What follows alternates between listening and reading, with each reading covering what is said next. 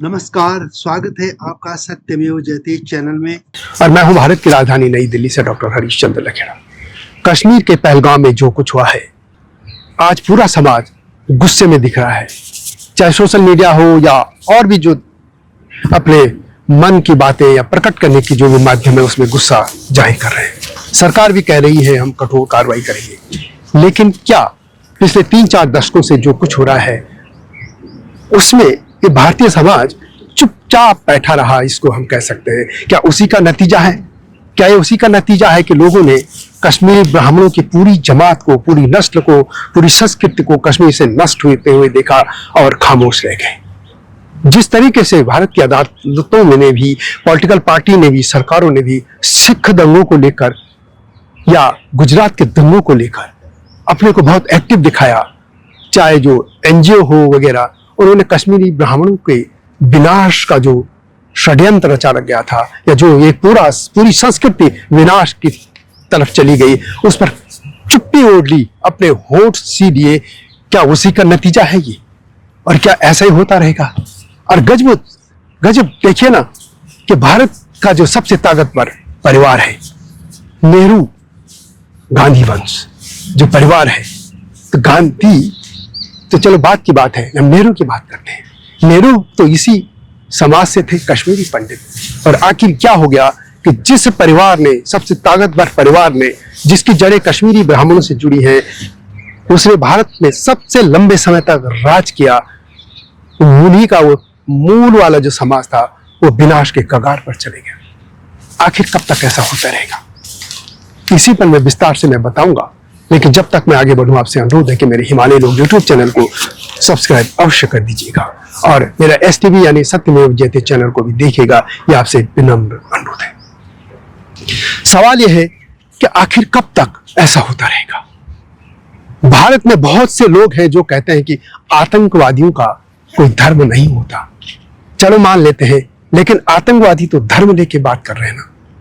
जब पंजाब में भी जो आतंकी थे वो भी धर्म को लेकर मार रहे थे, और कश्मीर में भी लगातार 90 के दशक में जो मेडिकल कॉलेज है श्रीनगर का, उसमें जो नर्स थी कश्मीरी ब्राह्मण, उसके साथ दुष्कर्म हुआ, हत्या कर दी गई। और उसके बाद तो सिलसिला हो गया, परिवार के सामने बेटियों को उठा के ले गए, आदमियों को काट डाला, पंडितों को मार दिया, सिर्फ इसलिए मारा कि उनका धर्म अलग था। जब हम अन्याय सहते हैं और एक गांधी विचारधारा उसमें हावी हो जाती है, जो नौगा खाली हो या कहीं भी कहती है कि हिंदुओं को तो सहते रहना चाहिए, ये विचारधारा कब तक चलेगी? आखिर क्यों भारत की सरकारें इस मानसिकता के सामने दरिद्र साबित होती है? भारत का समाज दरिद्र साबित होता है। और आखिर वे कौन से लोग हैं जो आतंकियों को बचाने के लिए, इसी कश्मीर के आतंकियों को बचाने के लिए रात को सुप्रीम कोर्ट के दरवाजे खुलवा लेते हैं? आखिर ये जहरीली मानसिकता को कब जवाब मिलेगा? तो सुप्रीम कोर्ट को भी तो देखिए ना, चाहे वो एक आतंकी है, उसके लिए दरवाजे खोल देते हैं, रात को भी अपनी बेंच बिठा लेते हैं। सिख दंगों के लिए लगातार वो करते रहते हैं एक्शन, लेकिन कश्मीरी पंडितों को बर्बाद करने वाले लोग, उनके खिलाफ क्यों नहीं बोलता सुप्रीम कोर्ट? ये कह सकते हैं लोग आज बड़ी दलील देखे कि नहीं, कश्मीरियों का तो पुनर्वास के लिए हम बात कर रहे हैं, और इसके अलावा उनको रोजगार के लिए यहाँ ये दे दिए, वो दुकान दे दी, ये दे दिया, वो दे दिया।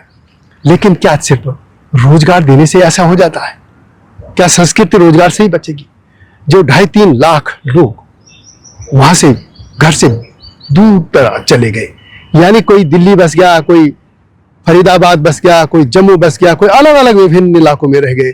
अब एक चीज समझिए, जब वो बाहर रहेंगे तो ना उनकी बोली रहेगी, ना उनकी संस्कृति बचेगी, ना उनका रीति रिवाज बचेंगे, ना उनका पहनावा बचेगा। वो तो पूरे भारत के समाज में ऐसे खत्म हो जाएंगे जैसे कुछ है ही नहीं। जो भी संस्कृतियां बची हैं उनको अपने इलाकों में, जहां वो एक बड़े इलाके में रहते हैं, वही तो बसती हैं। आखिर कश्मीरी जो सभ्यता थी ब्राह्मणों की, वो ऐसे नष्ट होती रहेगी इस भारत में? ज्यादा मत सोचिए। अब यदि आप ऐसे रहोगे तो वो दिन दूर नहीं है जब अफगानिस्तान की तरह, पाकिस्तान की तरह सब मारे जाओगे। कश्मीर में तो एक प्रयोग चल रहा है, ये हमारे आंखों के सामने हो रहा है। अफगानिस्तान आपको याद नहीं है, लेकिन अफगानिस्तान में हिंदू कुश की जो तलहटी है उसी में तो कभी वैदिक सभ्यता पनप रही थी, आर्य सभ्यता पनप रही थी। वहां पे भी तो इसी तरह से लोग थे, लेकिन आखिर वो कैसे चले गए, कैसे खत्म हो गए? आखिर कश्मीर के ब्राह्मणों को नष्ट क्यों किया जाता रहा? आज जो कश्मीर के जो मुख्यमंत्री हैं अब्दुल्ला, या पाकिस्तान के जो प्रधानमंत्री शरीफ, शहनवाज शरीफ, ये सब भी तो कश्मीरी ब्राह्मणों से कन्वर्ट हुए लोग हैं। आखिर ब्राह्मण कन्वर्ट होता रहा, आखिर कौन? इसलिए मुझे लगता है कि यदि कश्मीरी ब्राह्मणों की संख्या 10 करोड़ होती, 10 करोड़ भी नहीं, चलो मान लेते 5 करोड़ भी होती, तो भारत की तमाम पॉलिटिकल पार्टियां उनके आगे पीछे दुम हिलाती दिखती। क्योंकि वोट बैंक जो था, आज वोट बैंक के कारण उन लोगों के या उन समाजों के पीछे पॉलिटिकल पार्टियां बिछी पड़ी हैं, क्योंकि उनकी संख्या ज्यादा है। लेकिन जिनकी संख्या कम हो रही, चाहे वो कितना भी टैलेंट है, देश के लिए मरे खपे, उनको निशाने पर लिया जा रहा है। आखिर कश्मीरी ब्राह्मणों का दुख दर्द कौन समझेगा? उनका दोष क्या था कि उनको अपनी जमीन से बेदखल होना पड़ा, और पूरे भारत में भी आंखें मूंद दी। बस इसी में खुश है कि कश्मीरियों को कुछ दुकानें दे दी, कुछ उनको पैसा या जो भी देते होंगे सरकार, मुआवजा वगैरह जिस तरीका, उसी में खुश है। लेकिन एक संस्कृति नष्ट हो गई, पूरी संस्कृति नष्ट हो गई।